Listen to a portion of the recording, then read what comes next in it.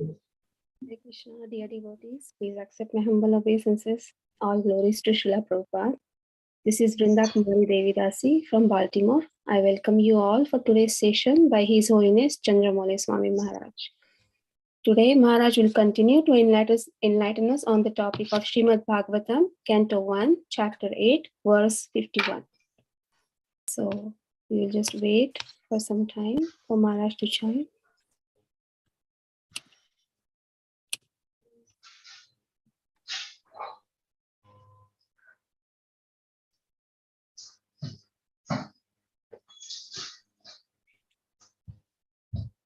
Hare Krishna Maharaj, please accept my humble obeisances. All glories to Srila Prabhupada. Please take over the call, Maharaj. I just announced about our verse today. It's 1:851. I will just share my screen. Thank you. Hare Krishna.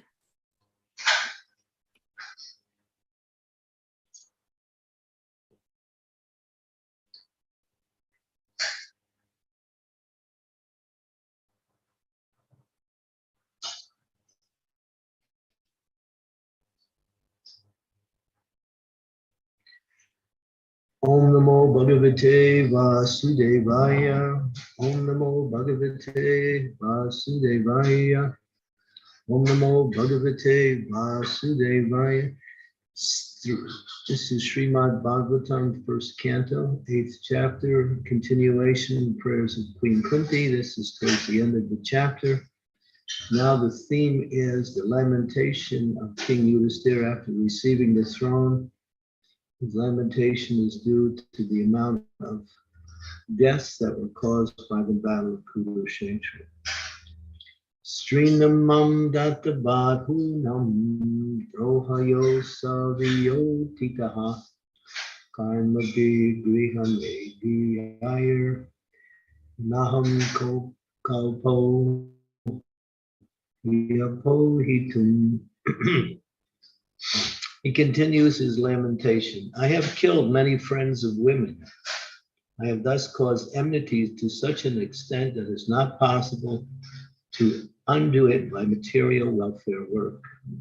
Srila Prabhupada's purport. The Grihamedis are those whose only business is to perform welfare work for the sake of material prosperity. Such material prosperity is sometimes hampered by sinful activities. So Grihamedi is one who lives in the family life, but his business is to enjoy sense gratification. Their attempts for material prosperity are always thwarted or hampered by sinful activities. For the materialist is sure to commit sins, even unintentionally, in the course of discharging material duties. To get relief from such sinful reactions, the Vedas prescribe many kinds of sacrifices. It is said in the Vedas that the performance of Asvamedha Yagya, or sacrifice, one can get relief from even Brahmahatya, killing of a Brahmana. Yudhisthira Maharaj performed this Asvamedha Yagya, but he thinks even by performing such yagya, it's not possible to get relief from the great sins committed. In war, either the husband or the brother, or even the father or sons go to fight. And when they're killed, a fresh enmity is created, and thus the chain of actions and reactions increases, which is not possible to be counteracted even by thousands of Asvamedha yagyas. The way of work, karma, is like that. It creates one action and another reaction simultaneously, and thus increases the chain of material activities, binding the performer in material bondage. So here's a very important line. When we do work, it creates a reaction which creates another reaction from that action, and then there's a series of chains of material activities that perform. So until one comes to the platform of devotional service, every action has a reaction, and every reaction creates another action based on that reaction. And thus one gets entangled in sinful activities. In the Bhagavad Gita 9:27 and 28, the remedy is suggested that such actions and reactions on the path of work can be checked only, here we go, when work is done on behalf of the Supreme Lord. The battle of Kurukshetra was highly fought by the will of the Supreme Lord, as is evident from this version, and only by his will was Yudhisthira placed on the throne of Hastinapur. Therefore, factually, no sin whatsoever touched the Pandavas, who were only the order carriers of the Lord. For others who declare out of personal interest, the whole responsibility lies upon them.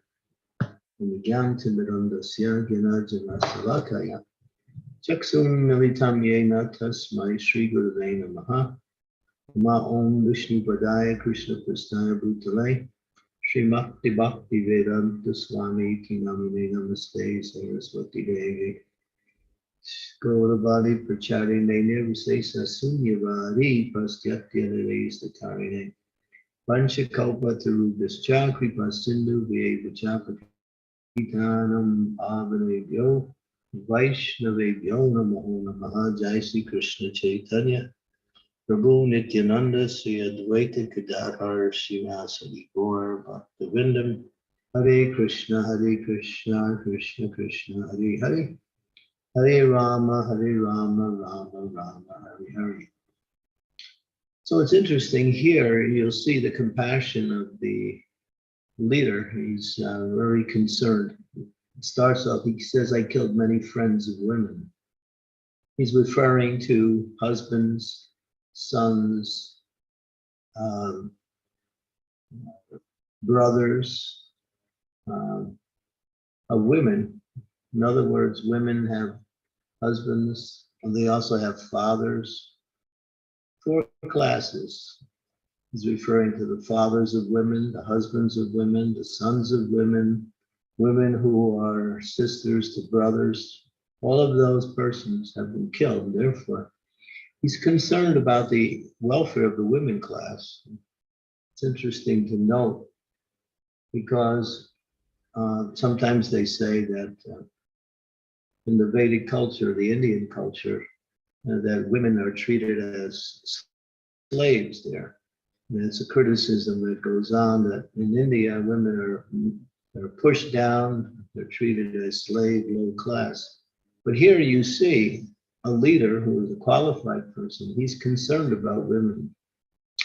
It's also mentioned that 5 categories of living entities, which are Brahmins, cows, women, children, and old people, they require protection. And if they fail to get protection, then that is a discretion on the part of society and a punishment for those who are their dutiful protectors. Such as here, we find again, and it says that even if these classes of persons commit some wrongdoing, they are not to be punished. By the Vedic literature, by the Vedic culture, it was mentioned that these 5 classes are not to be, they're free from punishment. They may wind up being corrected, but they are not given punishment.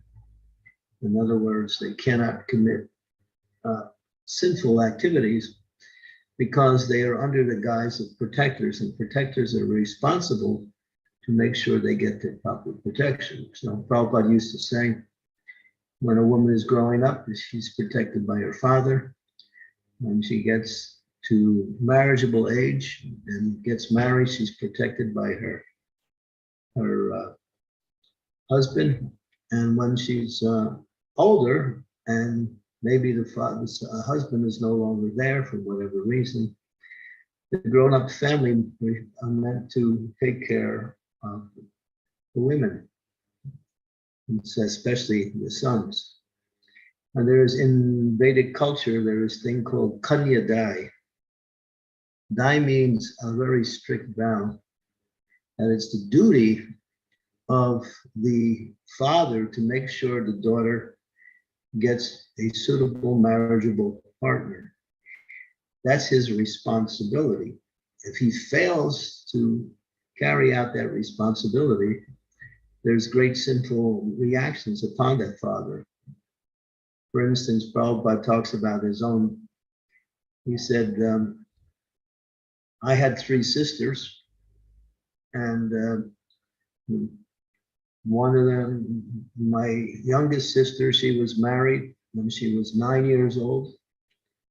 My oldest sister, she was married when she was 12 years old.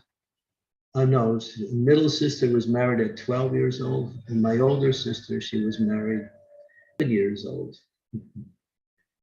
So, and Prabhupada explains that his older, the one that was married at 12 years old, his mother was really in anxiety because she's 12 years old and she's not married. So she said to her husband, you're not doing your duty. You're not finding her a husband. So I'm going to go down to the river and commit suicide. She was serious. This is how it seemed, that a girl must get married before the puberty. That way she's happy. And even though she may not live with her husband, she has a husband and she feels happy knowing she has a husband. In due course of time, then as they grow up a little older, they start to live together. And so that is called Kanyadai. It's in the Dharma Shastras. It's the responsibility of the father to make sure. Prabhupada said now, but everything has changed. Nobody cares about these things, and women are just thrown into the streets and saying, you have to find your own husband. And sometimes, at least in my own personal experience with ladies, some of them are late 20s, even into their 30s, and they're still not married. And they're feeling somewhat distressed because they cannot find a suitable marriage partner. So this is the duty. This Kanyadai is very strong reaction. It has to be carried out. If it's not carried out, then the father who has his daughter, he gets, there's another thing that is said, I shouldn't mention this because it's quite abominable when you think about it, but Prabhupada mentions it, so I think I'll mention it. He mentions that when the girl has their first menstrual cycle, if she's not married by that time, then the father's duty is that he has to eat that menstrual cycle.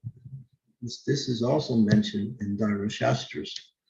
So you see how important it is for a parent to take responsibility, especially for the girls in the family. Of course, it's also mentioned cows, how they must be protected instead of abused in this society. To see how cows are abused.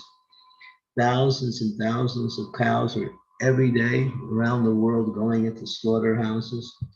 Imagine the sinful reactions that are heaping upon the society. And people want to be happy. How is it possible to become happy when you're killing so many living entities simply for sense gratification? It's not possible. People make all their plans to enjoy life, but there's no enjoyment because they're living in this sinful atmosphere and indirectly or directly contributing to the innocent killing of cows, which are very dear to Krishna and very much an economic base for a progressive spiritual society and material society. The Brahmin class, they're neglected in society. They're not given any importance. They create this thing, separation of church and state. And they don't say anything religious should not come into the secular area of political rule. But we see from the Vedic culture that the kings were Rajarsis, the Rajarisis. They knew the Shastras. And even if they were less qualified in the Shastras, they would always have an array of Brahmins there to guide them and advise them. And they would take advice from the Brahmanas and and ruled the kingdom accordingly. This was a regular feature. They would meet with their ministers, who were brahmanas, and present with them the political situation in the society. And the brahmanas would give advice based on Shastra and based on political understanding. The brahmanas were qualified in that way. But nobody considers brahmins anymore now.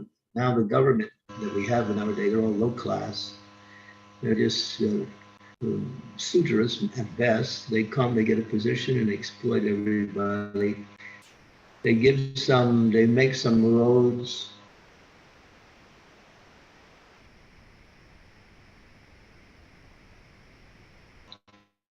And then they think they're doing some programs that don't work, or they pad their pockets with large salaries, and the citizens are suffering.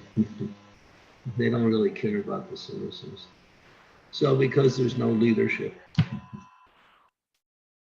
And then you have children. Children require protection. I was just recently in America. One of the biggest things in America now is kidnapping of children. Your cell phone, whoever you are, you'll get a notice on your cell phone that another child has just been kidnapped. And here's the car that was seen doing the kidnapping. And here's the license plate. Be on the lookout for such vehicle. There's this children kidnapping is going on big in America. I guess it is also big around the world. They kidnap these kids. They send them to these Arabian countries, and they turn them into slaves or into concubines. And there's big money involved in that. It's a big crime racket, and it goes on all over the world now.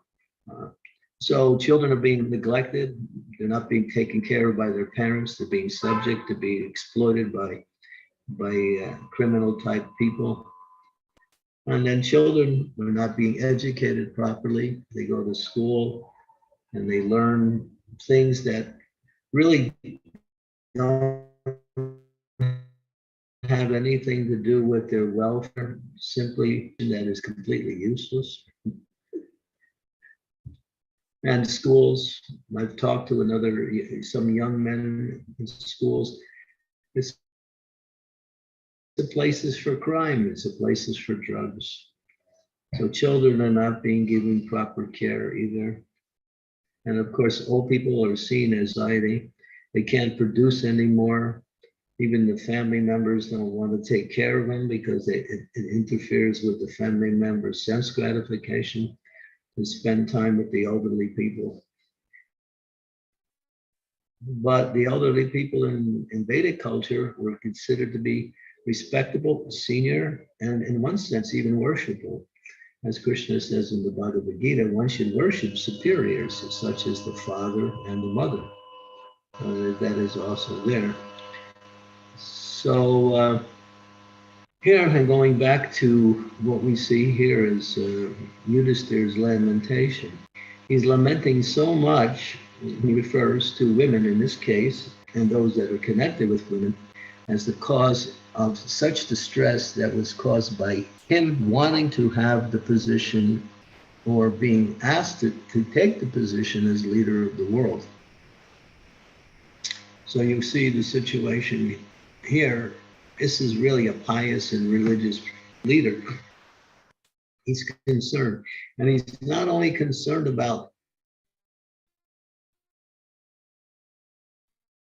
the human form, he also refers to elephants and horses that were also killed in the battlefield, because they are also praja. Praja means those who were born in the kingdom.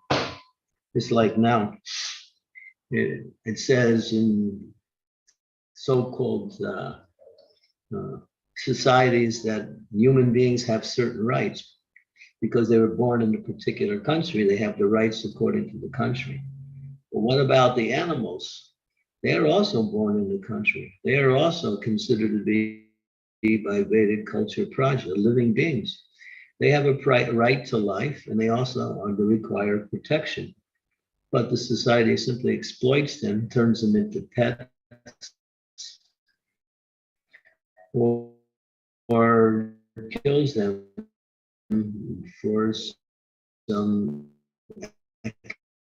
economic gain. So you live in a very maniac, because the whole foundation for it is simply sense gratification and money. So here, going back, so you see, you can make the comparison between the quality of the leaders today and what was actually real leadership. Real leadership means that the leader is like a father to all of those he's leading. He's considered to be one of the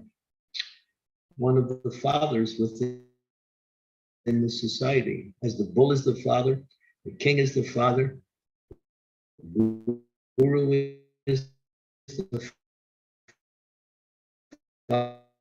father, one's father is released, and also require certain rights in order to perform their position as being father. So,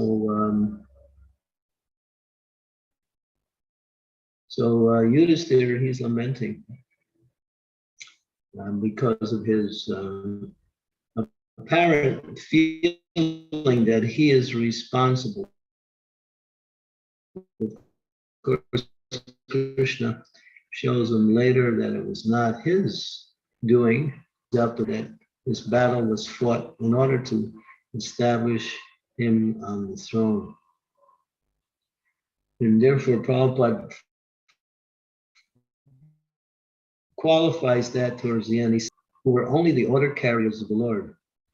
For others who declare war out of personal interest, the whole responsibility lies on them. Here's a very important statement.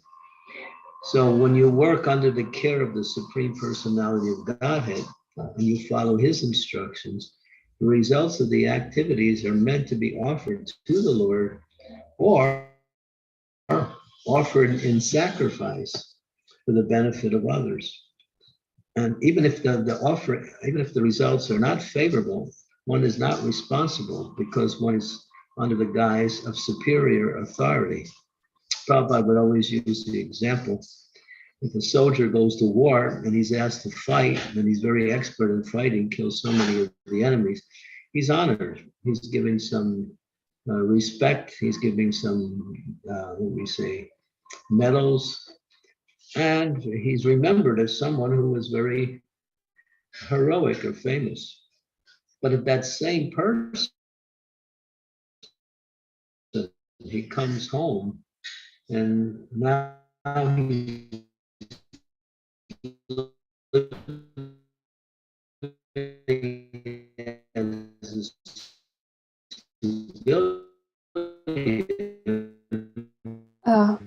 Hare Krishna he kills Maharaj. someone, he's responsible for that. And so under authority, Hare Krishna Maharaj, sorry to interrupt. because Your voice is breaking today, Maharaj, a little bit.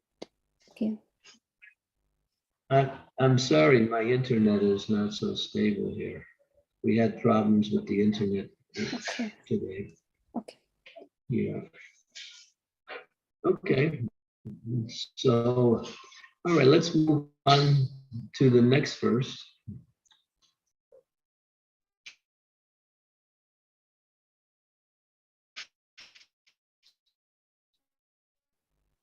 (52). Yatapakena pakamba suryava surakritami. Bhutahatya tata vaikam nayagyar marsan arhati. As it is not possible to filter muddy water through mud, or purifying a wine-stained pot with wine, it's not possible to counteract the killing of men by sacrificing animals.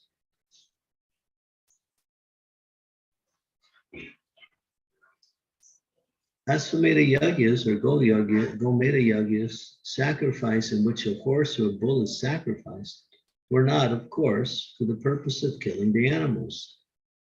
Lord Chaitanya said that such animals sacrificed on the altar of yajna were rejuvenated and a new life was given to them. It was just to prove the efficacy of the hymns of the Vedas. By recitation of the hymns of the Vedas in a proper way, certainly the performer gets relief from reactions of sin.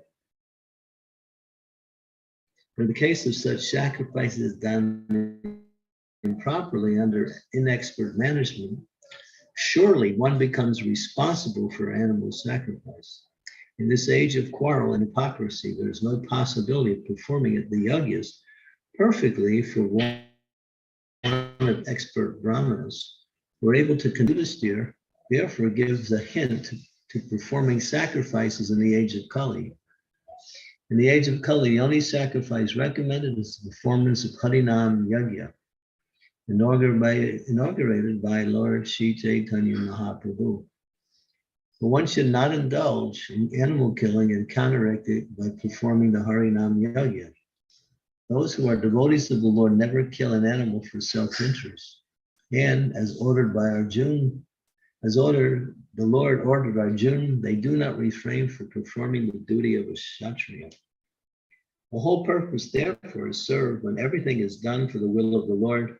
And this is possible only for devotees. But the devotees are not under the control of the material energy because they act for the interest of the Lord.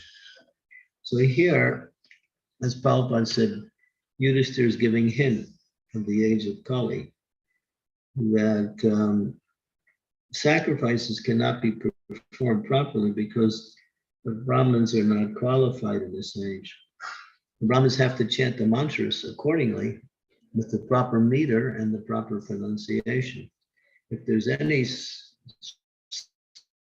slight error in that pronunciation, then there is the whole sacrifice is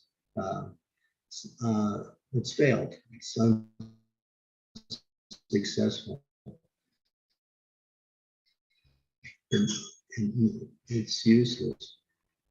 But now, in the 5 things that one should not do, one is to perform yajna from Asvamedha and Gomedha yajnas. So this is forbidden in this age of Kali. Therefore, the only recommended yajna is Harinam Sankirtan. And it's not to be used to counteract sinful activities, because as is mentioned that the 7th offense to the chanting of the holy name is to commit sinful activities on the strength of the holy name and think, oh, I've committed the sinful activities, I can get relief from the reaction simply by chanting Hare Krishna.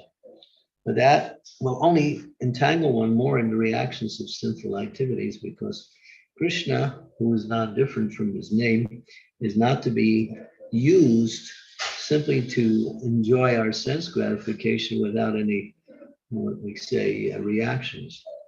Therefore, anyone who chants the holy names of the Lord has to be done according to the instructions given by the acharyas, by Krishna through the Shastras.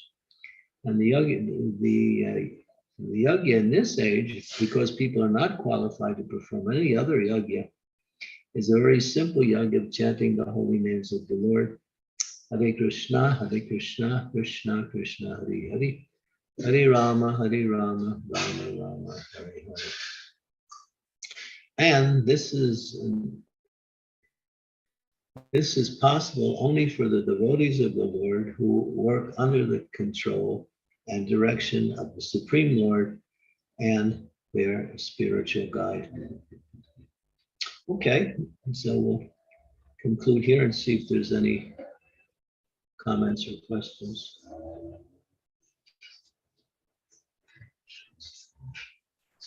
Hare Krishna Maharaj, thank you so much for explaining about these 2 verses of Bhagavatam. I request devotees, if there are any questions, reflections, please go ahead. I see Raj Prabhu has raised his hand. Prabhuji, please go ahead. Thank you, Mataji. Hare Krishna Maharaj, please accept my humble obeisances. All glories to Srila Prabhupada. All glories to you, Maharaj. Maharaj, can you clarify or explain to me when I'm hearing what you were saying, Yudhisthira, as I understand, he was a master in his understanding and his acting on the laws of Dharma.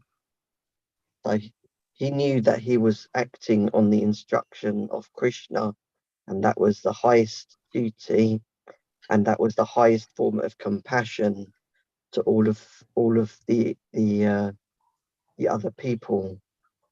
So how comes at the same time as being in full knowledge of the higher level of compassion and the higher duty, he gets overcome by the compassion at the bodily level on what's happening to all of these citizens? Well, you can take it from different angles of vision. One is just the nature of a devotee to be soft-hearted and consider themselves to be the cause of other suffering, because, as it says, it was due to him taking the throne. So even though he acted under religious principles, still he acted and he felt. Try to place yourself in a similar situation. You're asked to do something that is harmful to others, but it's the will of the Lord. You will still feel some compassion, some, what we say, remorse, because even though it's the will of the Lord, you had to cause others some distress, some suffering. The devotee is not oblivious to that, although they know, still I acted.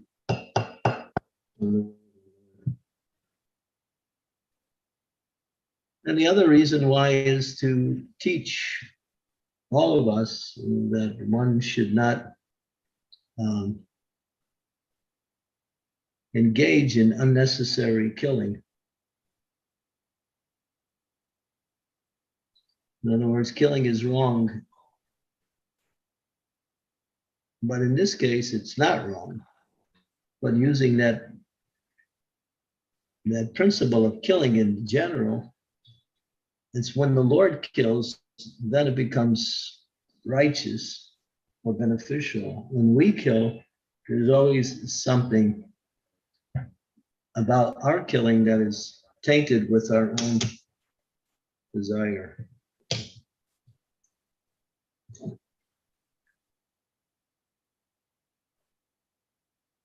There's also a lesson to learn. The lesson is the real lesson is the compassion of the Vaishnava when he sees himself as being directly connected to the suffering of others. Even though it was the will of the Lord, he feels like that.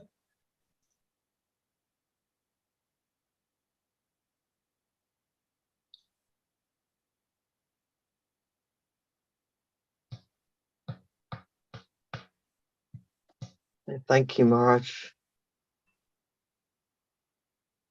Is that okay? Yes, thank you. Hare Krishna. Hare Krishna. Thank you. Thank you, Prabhuji. Scarlett Mataji, please go ahead with your question. Hare Krishna, please accept my humble obeisances. All glories to you and all glories to Prabhupada. Of what I understand, it's when you talk about children and the father has to be protector, has to protect the family and so on. At the same time, I'm thinking about the children that should love their parents and help their parents and take care of their parents when they get older and so on. But let us say that there is a child who has been severely chastised, physically chastised, and this child is so afraid of both of the parents. Later on, when this person get older, respect the parents because of the fear, not because of the love. Is that okay still, or it must be love? You understand what I mean? Love cannot be forced. You can't force love. Love is a natural emotion that comes due to a relationship that is favorably developed. You can force things in a dutiful way, that people have to do it because there's duty. Then duty is another thing. But love is a completely distinct category, because love is never to be forced and cannot be forced. When it's forced, it doesn't categorize itself as love anymore. Love is natural.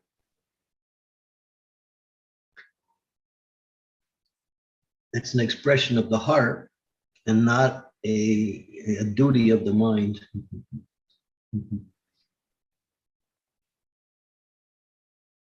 But is it? Yeah. When you ask someone, when you try to say, well, you have to love me because I'm your parent, there may be some thought, okay, I'm the child, I have to love my parent. But if it doesn't really develop naturally, after some time, there will be the relationship will just dwindle. Love is natural. It's never forced. That's why Krishna doesn't force us to love him, because he knows that force destroys the quality of love.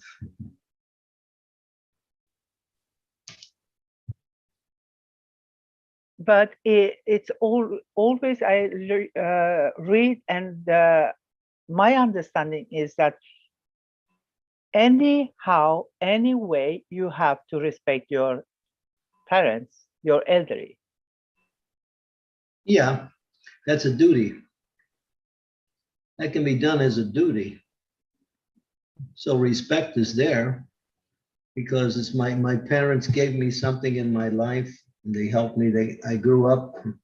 They sacrificed for me, so it's my duty to take care of them now. So that could be done as a duty, and love may also be there.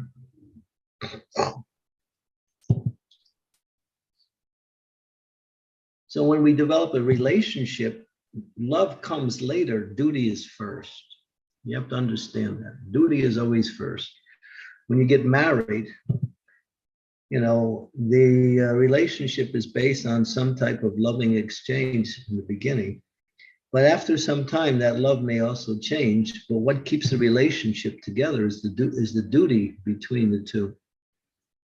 There's a there's a responsibility. So one has to know their duty. What is the duty of the mother? What is the duty of the father? What is the duty of the children in relationship to their parents?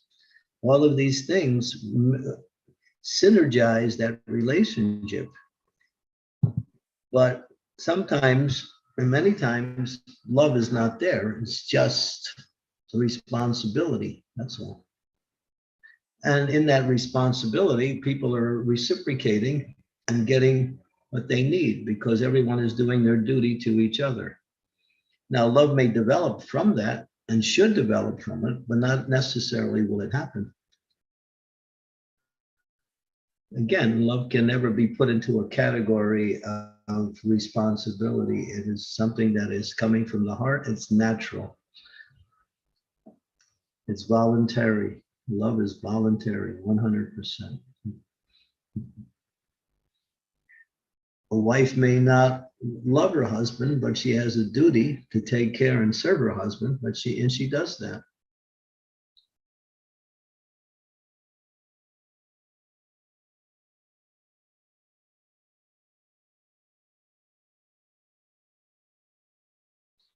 Well, when love is not there, duty can also fall apart, could break down.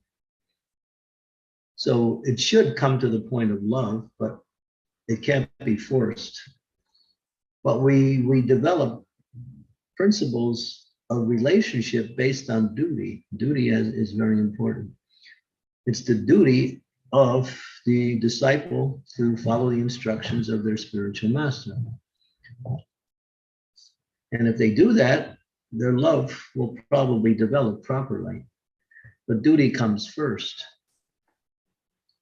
or may come. If love comes first, then duty will automatically follow. That'll happen all the way. But if duty comes first, at least it keeps the relationship together to a certain level. And then if love develops, then that's the perfection of that relationship.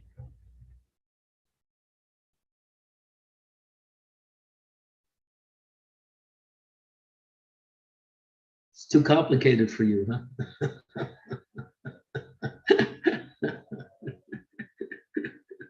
It's all recorded. You can play it back and listen to it.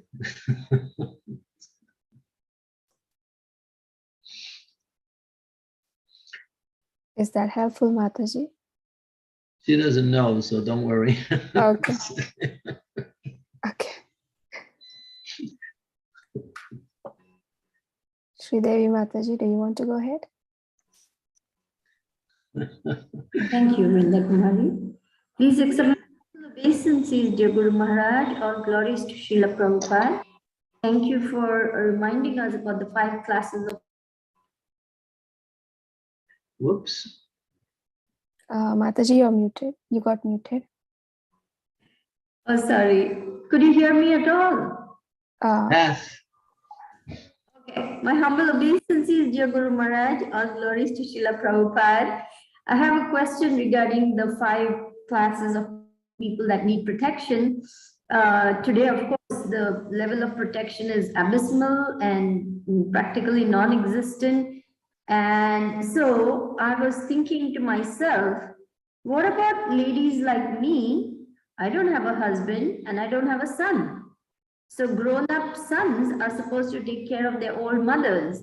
So because I don't have a son and I don't have a husband, what category, I mean, how am I to be protected?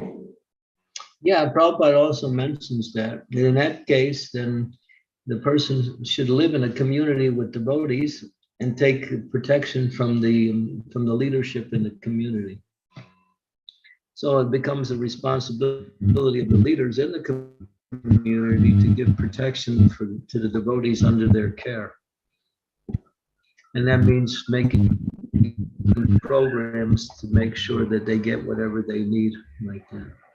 So we call that the devotee care program. We see that in ISKCON now it's developing. So one of the categories is, women, children, all of these categories are considered to be prominent features of the devotee care system. So, as you mentioned, in the case where there is no,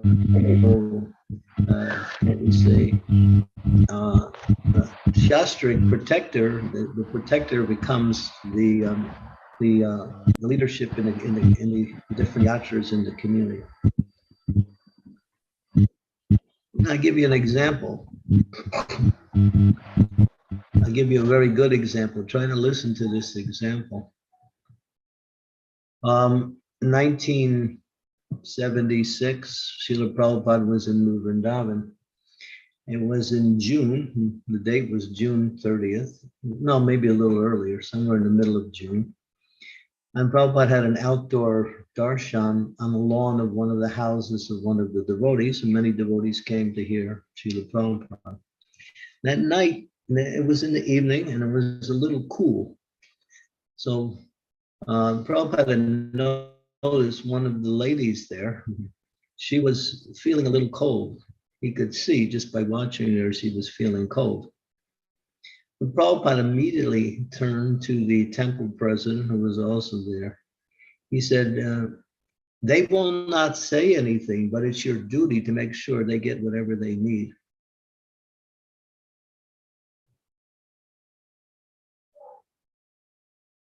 So that's a business of a leader, to make sure that the devotees get whatever they need. So Prabhupada was referring to her. She's cold. She won't say anything, but you should see she's cold and provide some covering for her. Wow. Yeah. Amazing. Amazing compassion and mercy. And that's Prabhupada. Yeah. He noticed, yeah. And she's my god sister. Her name is Gopalasa Priya, and she's still there in New Vrindavan. She still remembers Prabhupada's very compassionate concern. You might say it's just a little thing. And actually, Prabhupada asked her, "Are you feeling cold?" He asked her, and she said, "Oh, no, Prabhupada." But Prabhupada knew she was not speaking truthfully. She was, but she didn't want to, say it. But Prabhupada turned to the leader and said, "They will not say it, but you should make sure that they get whatever they need."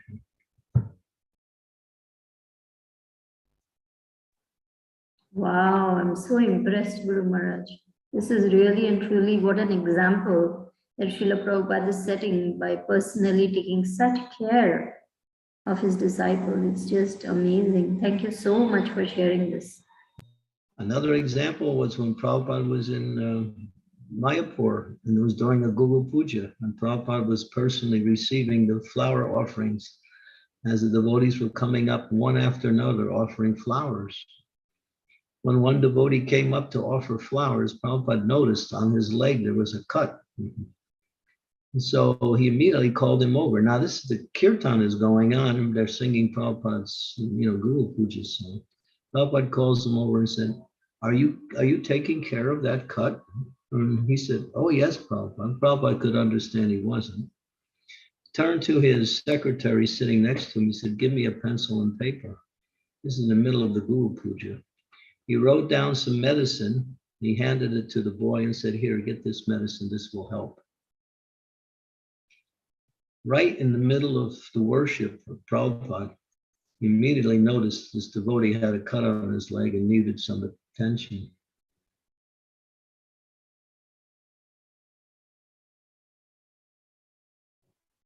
Another example. And there are others. And these are just some of the main ones, but there are many other examples. Prabhupada was thinking not only of the spiritual welfare, but also of the material welfare of the devotees too.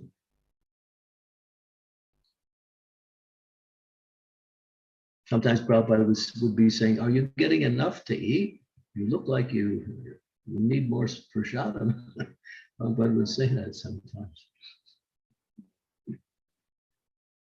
Or he would say, "You're eating too much." He would say both, depending on who it was.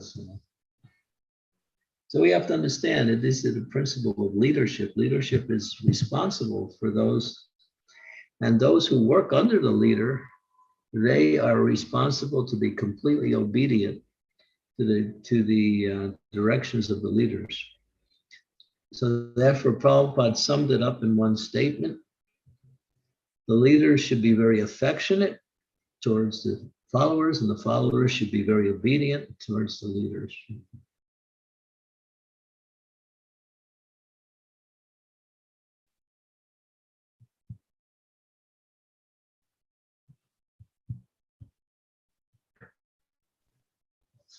Does that help, Mataji? Oh, yes. Thank you. Yeah. Thank you so much, Guru Maharaj. Mother Scarlett, you have another question? Yes, please. I have learned about that when you do anything, any devotional service, you shouldn't have expectation to get something back, and I understand that. When it goes to the material things, that I get, that I understand. But I have a confession to do. Somewhere in my head, somewhere in my heart, I want to please him so that I don't need to come back again, so that I don't born again in this situation again? Is that expectation? No, that's natural. Devotional service means to try to please the Supreme Lord, please the. That's what devotional service is about. It's about offering service that is pleasing and beneficial to others. And if you're motivated for that, you want to be purified because of that, that's a spiritual desire, that's fine. That's acceptable. But if you want to do it to get some recognition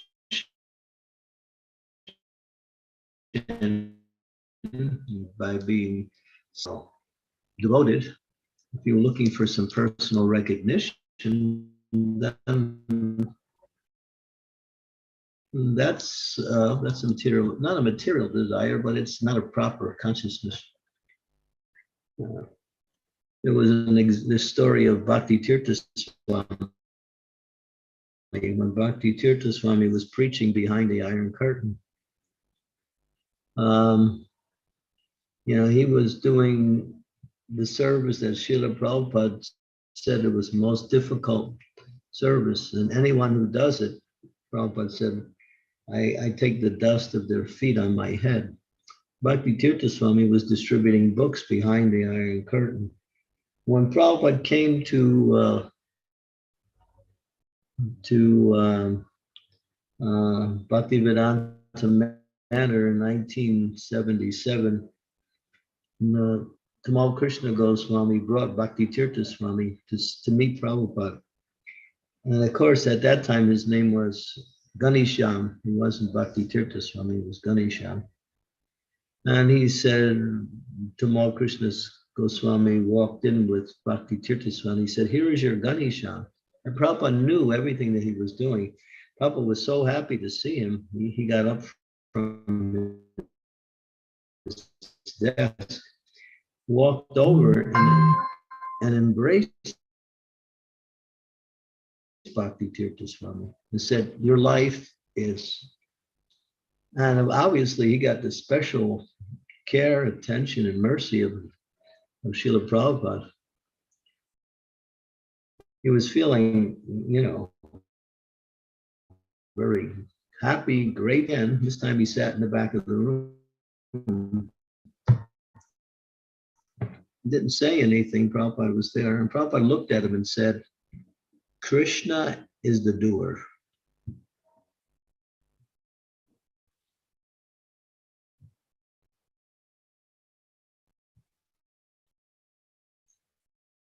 Because Prabhupada could sense he was feeling a little bit proud to receive such mercy. But Prabhupada immediately said, Krishna is the doer. To help him understand that, yeah, you did wonderful service, but you should understand it's coming by the mercy of Krishna only.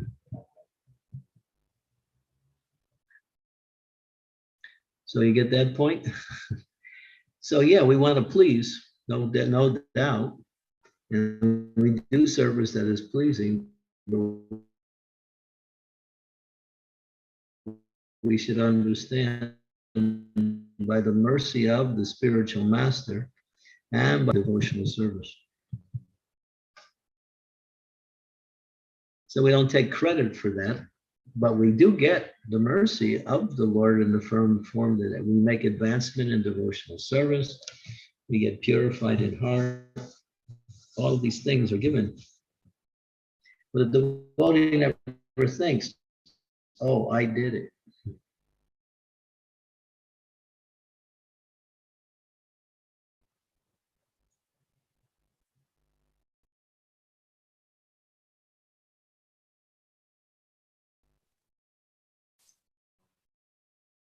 Does that help, Mataji? Okay, thank you. Maharaj, I have a question.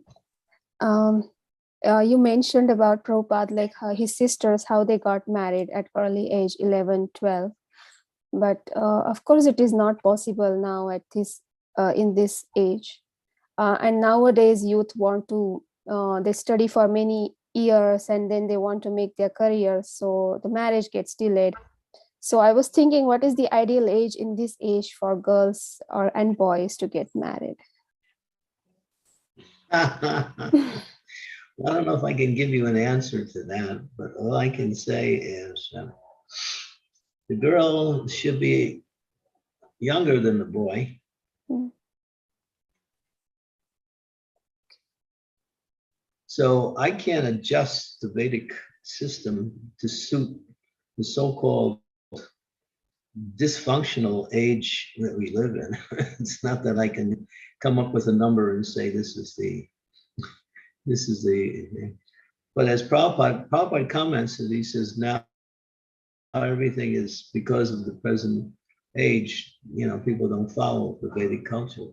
But I would say, we should encourage them to, take that responsibility as early as possible. Prabhupada had 3 sisters. One was married at 9, one was married at 11, one was married at 12. Prabhupada said, my wife, I married my wife at 11, Prabhupada said. And Prabhupada also said that I think Prabhupada said he was about 16 when he received his marriage. So due to the present age, people don't want to get married at age. And then the society will condemn it, call it child marriage. But what's the result? The women are thrown into the streets, they're thrown into the schools, and they become, like fish for the men don't want to get married. So what do? They just pick off the girls, and then the girls get polluted. And then that causes them psychological damages. And then later on, they think men are just careful in choosing their relationships not to get exploited again. Because generally the men in this age don't want to take responsibility for a wife. So we have that problem. And the ones who do want to take responsibility, we find that if you're looking for an ideal situation in this age, usually say the man's about 21 and the girl's about 16. If you're looking for me to give you some, this would be the ideal. Girl 16, man 21. Due to the changing of the age, this would be the you could develop.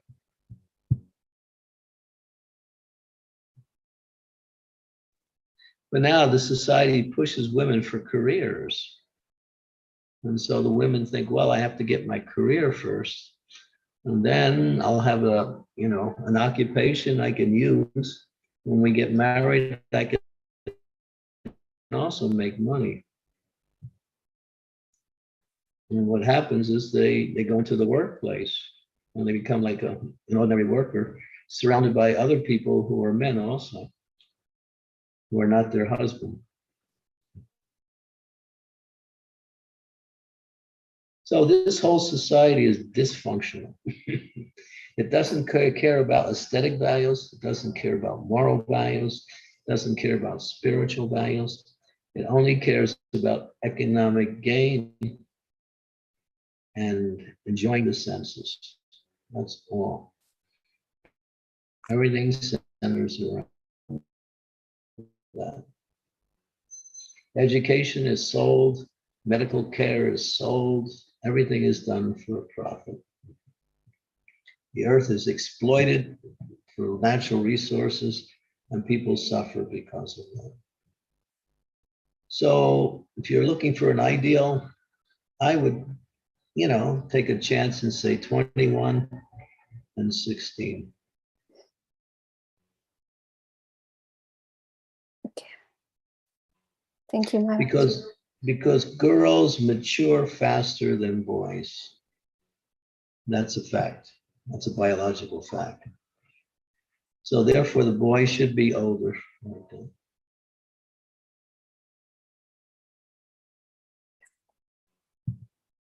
Thank you, Maharaj. So good luck with your children.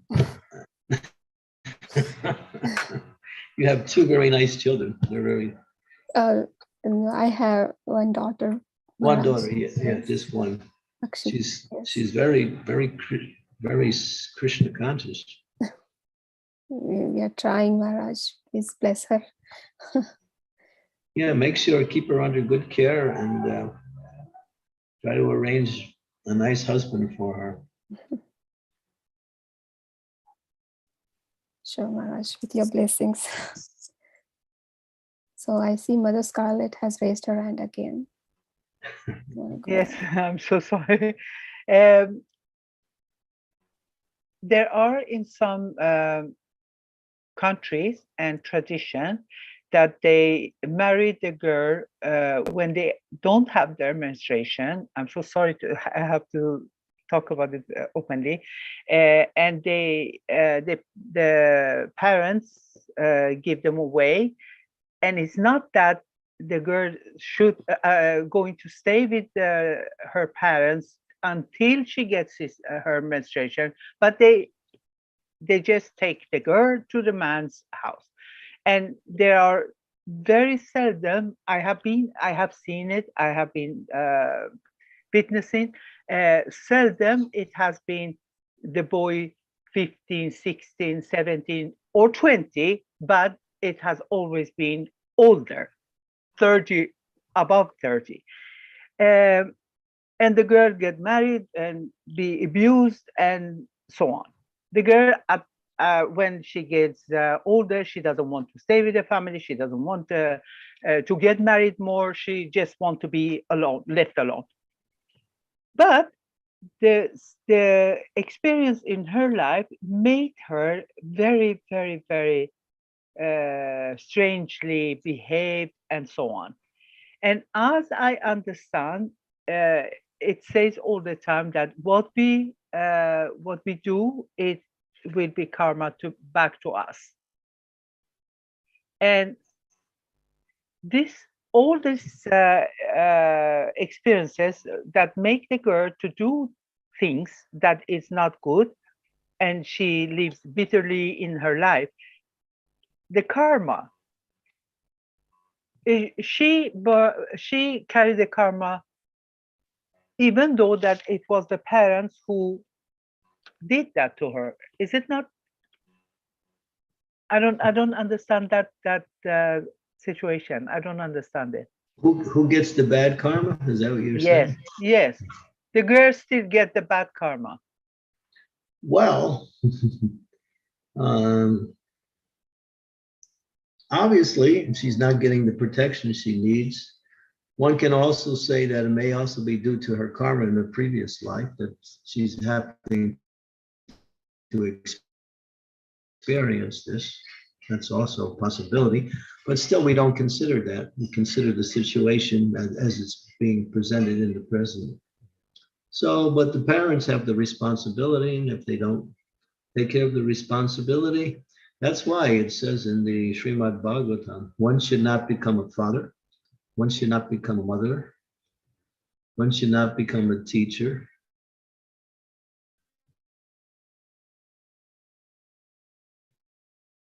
One should not become a guru. Their children, their disciples from the cycle of birth and death. So this is a statement from Bhagavatam. You can go to that fifth canto, 5th chapter, verse number 18, 5:18, gets right to the point that anyone in a leadership position has a great responsibility. And if they fail to live up to their responsibility, they get a reaction for that. 5:18. Patina Sasya, Janane Sasya, Guru Nasasya, Sajano Nasasya, Patina Sasya, Janani Nasasya, Navamana Tatya, Napatis Nasasyam, Namochayet, Ya Samapetam Mityu.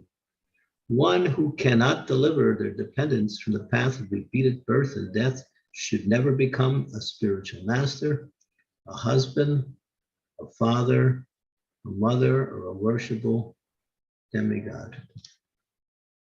It's quite clear, and this is spoken by the Supreme Lord himself. This is spoken by the incarnation of the Lord known as Rishabdeva.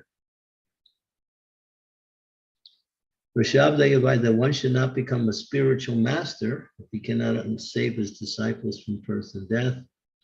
And so that's the first part of the purport.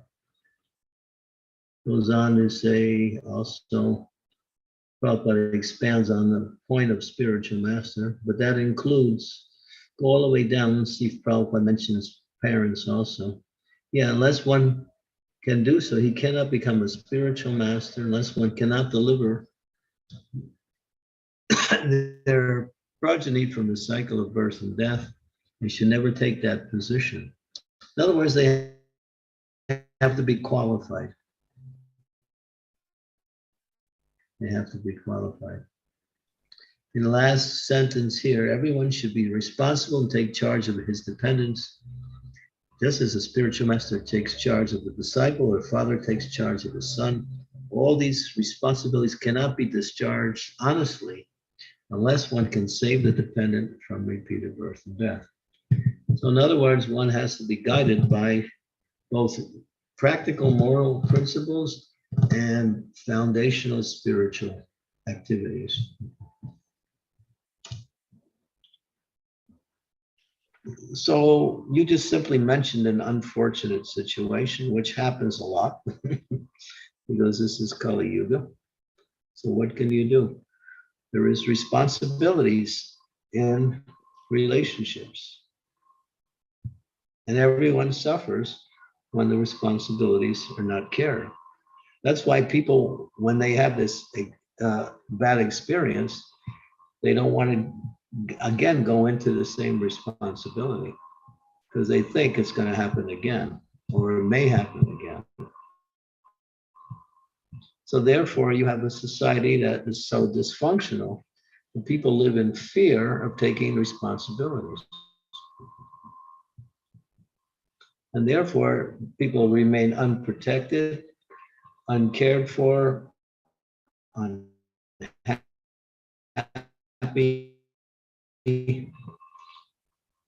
say, less than beneficial way. So it's unfortunate, but what can you do? This is Kali Yuga, and it happens all the time.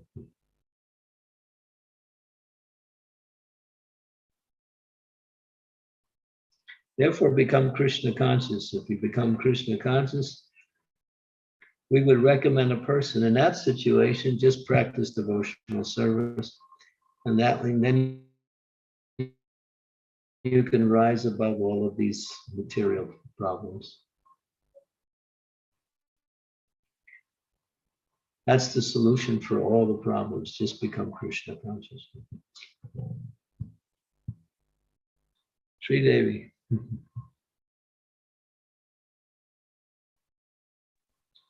Guru Maharaj, my question is regarding this very same thing that Vrinda Kumari raised about how young should the girl be and when she should get married. I have heard parents say that we would like our daughter to be married, we would like her to be settled, but we are so afraid. Today, look at the boys, they desert that wife, they run after other girls, or they just don't take responsibility. If something bad happens, then she should have a degree, she should have a means to earn a livelihood and take care of herself and her children. That's why we are giving her this education and sending her to college and doing all this. So it's like a safeguard that in the future, if something happens, she'll be able to take care of herself. What are your comments on this? It's not going to make them happy.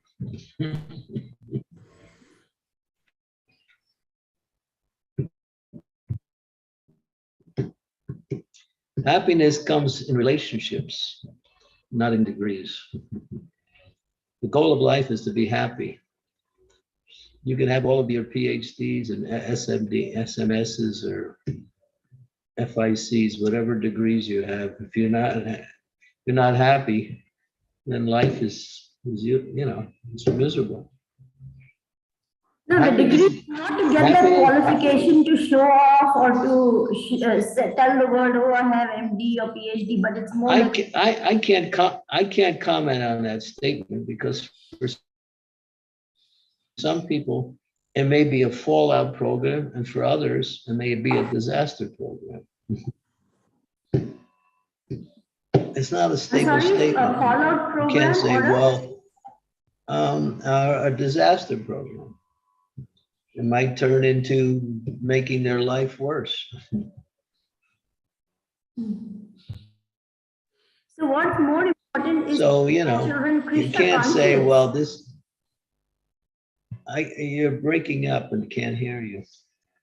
I said, Try to what's the understand. Try to understand. You're talking about a mutable material situation that requires, you can't say, well, this is the good way to go. It may be, it may not be. So what's more important That is to make our children Krishna. tenuous. So what's the most I important? can't hear you. Just become Krishna conscious. That's all. Once you become Krishna conscious, whatever your material position is, you'll be able to deal with that. Can't put your material position ahead of your Krishna consciousness. Just become Krishna conscious. Then you get protected by Krishna, then you're connected with Krishna, then you're engaged in activities that will elevate you and make you happy. Right. Right? That's You don't have a husband, you don't have a protector, you don't have any of these things, but you're happy because you're Krishna conscious. Right?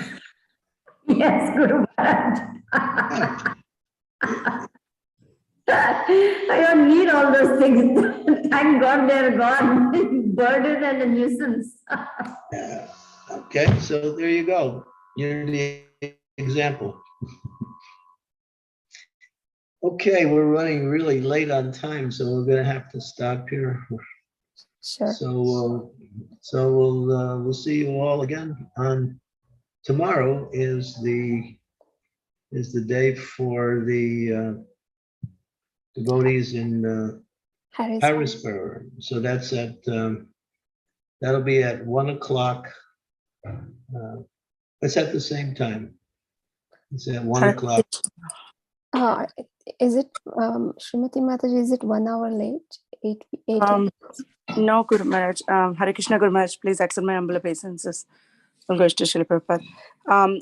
Yes, Guru Maharaj, it's like same time, 7 a.m. Eastern time and 12 p.m. UK time. Yeah. Same time. 1 o'clock my time. Yes, Guru Maharaj. Yeah. Thank you, Mataji. Thank you. So Okay. thank you. Thank you so much. Vrinda Kumari, thank you for hosting, but you have to be on top of moving things along. If you don't do it, I have to turn into the host and move. You have to be aware of keeping the questions moving, not allowing things to get bogged down, knowing what to say, Sure. It's not, you're the active ingredient in this whole program, not me. Yes. But if you don't do it, I have to do it. Sure, Maharaj, I will do it. Thank you. Tomorrow, watch Anasuya. Anasuya is the best. She knows how to move things along. She knows how to ask questions when there's a lull in questions. She knows how to cut off the questions when it becomes nonsense. So you have to, Zoom host has to do everything, not me. I'm just supposed to answer the questions. Sure, Maharaj. You're just too humble for this position. You have to be a little bit Kshatriya in mood here. Sure, Maharaj. Kshatriya mean you have to control all of the devotees who are online. They're under your control. It's big responsibility. Yes. Watch Sure. Anasuya tomorrow. Just see how Anasuya does things, and you'll when you learn from her, then you can actually see. Sure, Maharaj. I will definitely do that. Thank you. Okay. You're too much Brahminical. You got to be more Kshatriya-like. Sure, We Maharaj. can't change this. We can't change the Brahmins into Kshatriyas overnight. I know. But I will She's too definitely. sweet, Guru Maharaj. She's very sweet. Huh? She's too sweet. Yeah, she's very sweet, but she's just sitting there watching things happen. That's not their. They move things along. Got to be like Srimati. She's like, she got the Kshatriya spirit. Guru Maharaj, I beg your pardon if I have said anything or if I ask any bad questions, so please forgive me. No, you did everything nice. Your questions are good. They're stimulating. They're very concerned questions. You're speaking. I see your questions are based on serious thought about a situation. But my answers may not always be immediately understandable. You have to think about them sometimes, especially when we're dealing with spiritual and material situations in the combined atmosphere. The material is somewhat changeable. The spiritual is not. So the application for the spiritual onto the material is done in different ways according to the material situation. So one answer may be suitable for one situation, another answer may be suitable for another situation.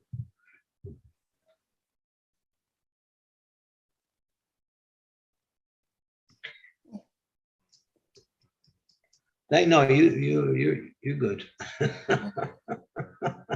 To use a very simple word. You've added some scarlet to our conference here. Scarlet is a very nice color.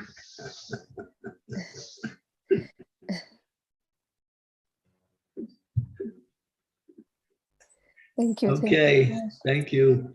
Thank you, Maharaj, for your We'll time. see you all tomorrow with Harrisburg devotees. Thank you all devotees for joining. Thank you. Hare Krishna. Thank you. Srila Prabhupada ki jai. Jai. Hare Krishna. Hare Krishna. Hare Krishna. Jai. Thank you, Guru Maharaj. Hare Krishna. Hare Krishna. Yes, Srimati, Guru Maharaj.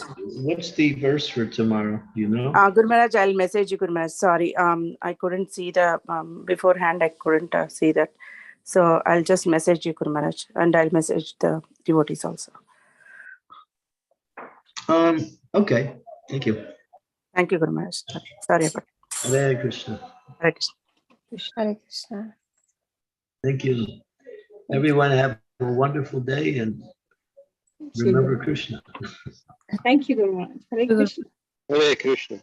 Hare Krishna. Hare Krishna. Thank you, Guru Maharaj. Hare Krishna. Thank you, devotees. Hare Krishna. Thank you, Thank you. Mataji. Hare Krishna. Hare Krishna. Thank you, Mataji. Hare Krishna. Thank you. Hare Krishna.